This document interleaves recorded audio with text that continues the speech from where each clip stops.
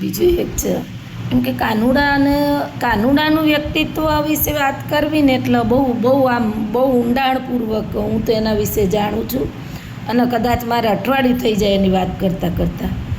હું તો લેખનમાં એટલી આગળ છું, બોલવામાં એટલી આગળ છું, કામમાં એટલી આગળ છું, ઓલરાઉન્ડર શિક્ષક છું. ક્યારેય મને કોઈ આંગળી ના ચીંધી જાય એવું મારું વ્યક્તિત્વ રહ્યું છે. ગામમાં મારું નામ ઘડિયાળ છે. 2 મહિના પછી હું નિવૃત્ત થવાની છું, પણ એટલે હું સતત બાળકો સાથે રહું છું, એમના ફોટા લઉં છું, વિડીયો લઉં છું, કેમ કે મારા નિવૃત્ત થયા પછી મારે એ બધું જ જોવાનું છે. એ બધાને જ યાદ કરવાના છે. મારા જીવનની મૂડી જ એ છે કે સતત મેં ઘરથી સ્કૂલ ને સ્કૂલથી ઘર સિવાયની મને કોઈ ખબર હોતી નથી. અને આમાં મારા ફેમિલીનો ખૂબ ખૂબ આભાર કે જેમણે મને સંપૂર્ણ સ્વતંત્રતા સાથે વિકસવાની તક આપી અને એમના લીધે હું આટલી આગળ છું. આ તકે હું મારા સંપૂર્ણ આખા ફેમિલીનો ખૂબ ખૂબ આભાર માનવા માગું છું. તો એક બીજી 2 લીટી યાદ આવી છે કાનુડાની. જ્યારે કાનો રૂકમણી એની જોડે હોય તો એ કાનજીની જોડે એને એટલું બધું, ભલે પતિ પત્નીનો સંબંધ આખો જોરદાર છે, પણ જીવનમાં એક દોસ્તનું હોવું. મીરા એક દોસ્ત રૂપે હતા, પ્રેમિકા રૂપે નહોતા ક્યારેય. દ્રૌપદી એક દોસ્ત રૂપે હતા અને દોસ્તનું મહત્ત્વ તો અલગ જ છે, એની વાત જ ના કરી શકીએ આપણે. તો રૂકમણી પૂછે છે મીરાને કે તમે કાનુડાને આટલી પ્રીત કેવી રીતે કરી શક્યા છો, શું રીત છે? અને ત્યારે મીરા જ્યારે જવાબ આપે છે, પૂછે રાધા મીરાને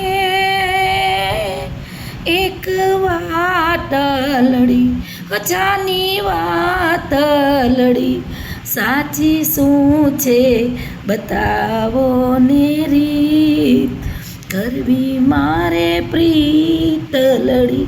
બહુ વિશાળ શબ્દો છે. દોસ્તી બહુ વિશાળ શબ્દ છે. નિભાવે છે એ નિભાવી જાણે છે, એ કોઈને ખબરેય પડવા દેતા નથી.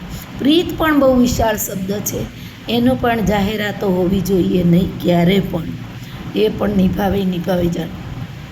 પૂછે રાધા મીરાને એક વાત લડી, જાની વાત લડી, સાચી શું છે બતાવો ને રીત, કરવી મારે પ્રીત લડી. રાધા જવાબ, મોંઘી તારી પ્રીત લડીમાં, તારી પ્રીત લડીમાં, મોંઘી તારી પ્રીત લડીમાં વહે છે અમૃત ધારા, એ અમૃતનું પાન કરું તો ધન્ય થયો અવતાર, રહેજે તારો સાથ ભવો રસી પદમણીના, અમે સ્નેહી પંખીડા રે,